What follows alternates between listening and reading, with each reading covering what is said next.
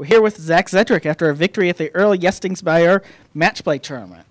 So, Coach, what was it like to get back out there, and how impressed were you with the poise of your team to pull out the win? Well, it was great to be out competing again, and I think poise, the word you use, I think that's a very appropriate way to put it, and we played with a lot of poise. We were in a tough match.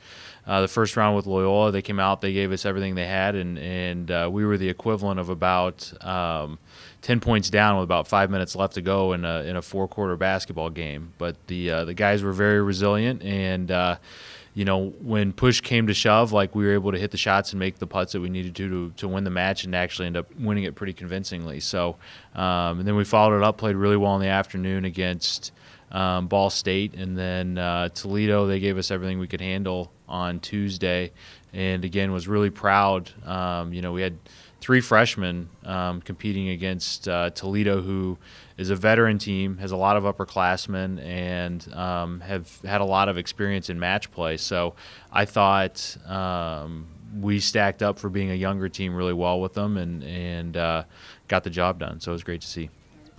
Can you give me some of the key highlights of each match? Were there particular holes where you think specific players stepped up and earned important points?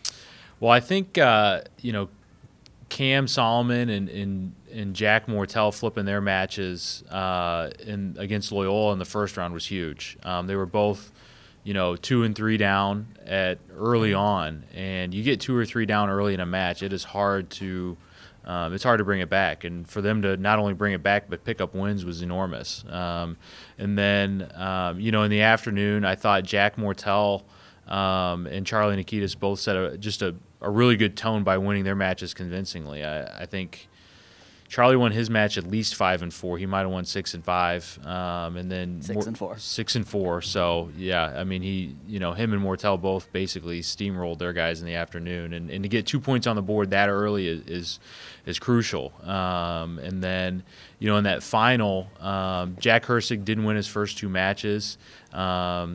Got off to a little bit of a slow start in his match when we played Toledo, and then got on a roll and got 3 up. Got to 3 up at one point, and then lost 2 holes in a row, and all of a sudden he's only 1 up with about 3 or 4 holes left, and was really, really proud of how he dug in and held on to that point, and actually ended up chipping in on his 18th hole to basically solidify winning his match and solidify the team winning the tournament. So for him to have that kind of pressure and to perform well was awesome. And I think it's worth noting too, just to have 2 guys, and Pat and Brian go 3-0 for the week, to have that kind of as the backbone, that's pretty critical.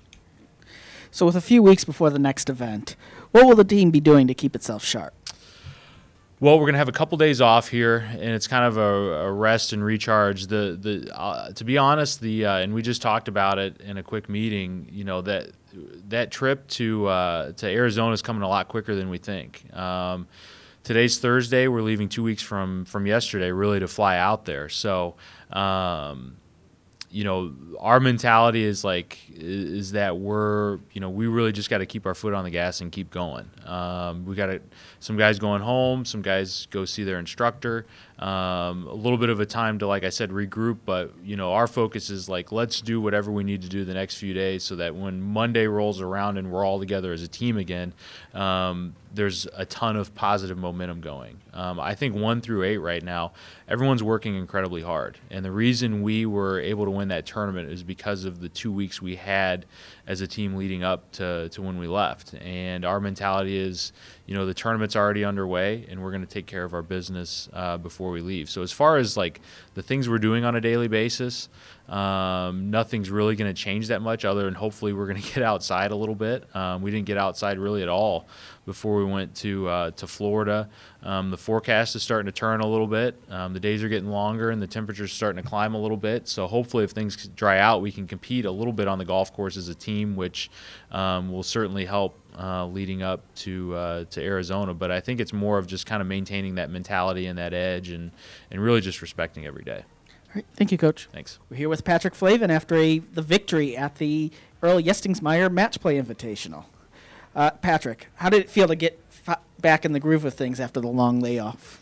It felt awesome, to be honest. Like, we had some really good weeks of practice, so to get out there and compete was really exciting. We were all itching to get out there and to play in a match play format where you're going one-on-one. It's just a really fun format to play. So to get out there and play and then to win was awesome. It was really exciting. Now, in each match, you had to take on the golfer that, according to Golf Week, had the statistically best fall for their team. Did you feel extra responsibility with those opponents? For sure. I think you definitely have to keep a mindset where you're just focused on yourself. We definitely had some really good matches, and there were lots of birdies made. But like I said, if you can just focus on yourself and trust that you're more prepared than they are and that you have the game to beat them, then that's all it takes. But, yeah, we definitely had some really good matches, some really crucial putts. So it was really nice to get some wins for the team and overall for it to come down to the freshmen. I'm pretty sure there were 2 freshmen that had their last matches in the last round to win the tournament, and they pulled through. So it was really exciting for those guys and for the team. All right. Thank you, Patrick. Thank you. All right. We're here with Charlie Nikitas after the victory at the Earl Yestingsmeyer Match Play Invitational. So, Charlie, had you ever competed in a match player tournament like this before, and how was it like to get back onto the course after the long layoff? I have played a few events, just junior golf that were match play, but nothing really like this where I was competing with a team. So definitely a new experience for me, and it was a lot of fun.